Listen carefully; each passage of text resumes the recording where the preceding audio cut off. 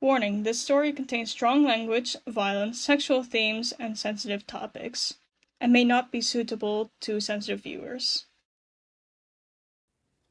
Chapter 4 Fighting and Crying. The next morning, Ophelia got up and got ready for the day. She was staying home from school for the day, so it was just her and Sebastian. Sebastian had made breakfast for her, which she ate happily, and during breakfast she asked him a few questions about him being a demon. Do bad people go to hell? No, not directly anyway. Is heaven real? Yes. Do good people go to heaven? No. Can you fly? If I give myself wings through shape-shifting, yes. Wicked, she said in amazement, and asked many more questions. So, about the bullying situation, Sebastian said, after she was done asking questions. Yeah? She asked.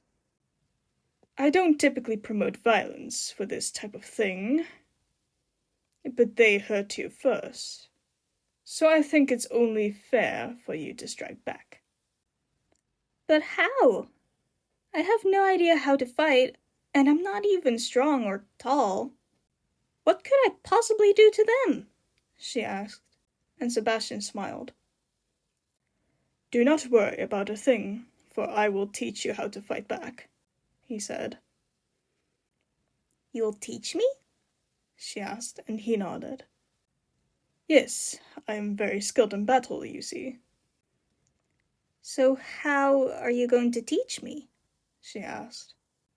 Let's practice in the backyard. I will go easy on you, of course, but I will be brutally honest, he said. Okay, teach me your ways, she said, before running off to the yard, and he followed. Sebastian taught Ophelia a few simple ways to attack and block attacks. He practiced with her to make sure she could do it properly. Ophelia learned quite fast, though she did get knocked to the ground a few times. But Sebastian always made sure she wasn't badly hurt. They went at this for about 2 hours, and Ophelia learned a lot, but because of the exercises, she got quite tired and hungry, so they went back inside to have a snack. Ophelia ate her snack, but something seemed to be on her mind. Is something the matter, Ophelia? Sebastian asked. It's not important, she said dismissively. Then you won't mind me asking, right? She sighed. Nothing goes past you, does it? Fine. I guess I just worry about Papa. He never joins for dinner and he sleeps a lot, she said. He hasn't even really met you yet, she continued. I see. Well, perhaps we could see him now. Go ahead and see if he's awake, he said. Ophelia nodded and went upstairs to see if her father was awake, but she returned only a few minutes later. Come on, Sebi, he's awake, she said excitedly, and Sebastian chuckled at the nickname. All right, I'm coming, he said, getting up and following Ophelia to her father's room. Sebastian and Ophelia entered her father's bedroom. It was a pretty neat room, and the style was very different, having mostly shades of white, beige, and brown, unlike Ophelia's room. The bed was in the center of the room, with a nightstand on each side, and in that bed was a man. The man was a bit on the larger side, had short black, curly hair, which was graying quite a bit. He also had some facial hair, and he wore glasses. The man looked quite pale and fatigued, which wasn't surprising from what Sebastian already knew. Ophelia and Sebastian approached the man, and Ophelia crawled onto the bed to get close to her father. The man looked up at Sebastian. You must be Sebastian. I do apologize for taking so long for us to be properly acquainted. But Rhea said many things about what you've been doing for my family. Especially Ophelia, he said. Sebastian bowed his head slightly. "It is a pleasure to meet you, my lord," he said, and the man chuckled. "Oh, please, call me Clay. No need to be so formal." "Ophelia has told me much about you," Sebastian said. "And I trust that's in my favor, yes? Not that I have a sharp tongue when I get cranky," he said with a laugh, and Sebastian shook his head. "I assure you that she has painted you as nothing less than perfect," he said. "I hope you find your stay enjoyable. It isn't much, but it's what we call home," Clay said, and Sebastian nodded. "Do not worry about that. I'm not particularly picky about living conditions.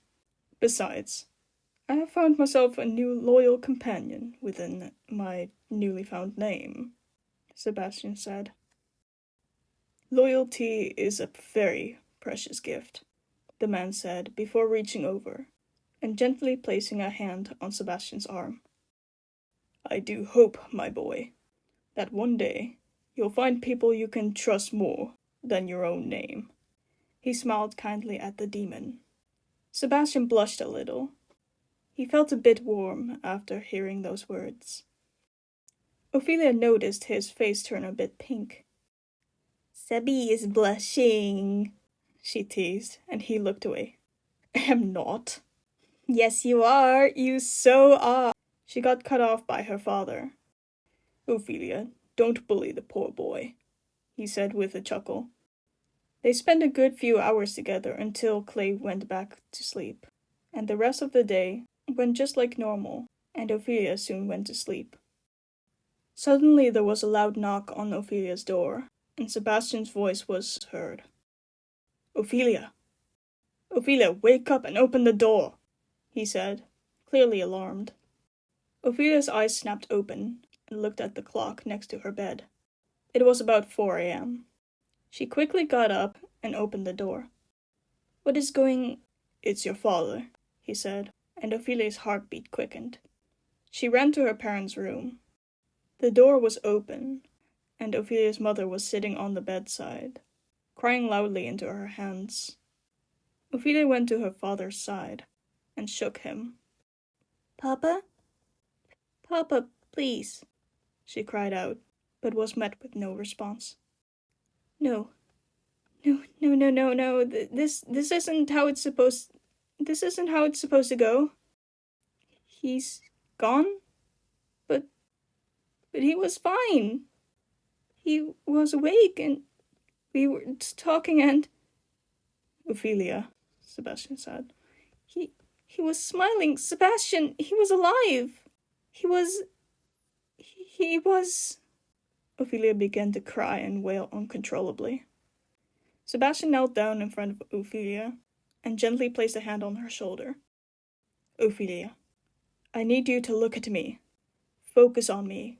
Can you do that?" he asked, and she tried to look at him, which was difficult because the tears in her eyes and the stress of the situation made her vision very blurry. "I'm going to need you to take deep breaths for me, okay? Just breathe with me." He took deep breaths, in and out. Ophelia did her best to do the same. She was shaking a bit.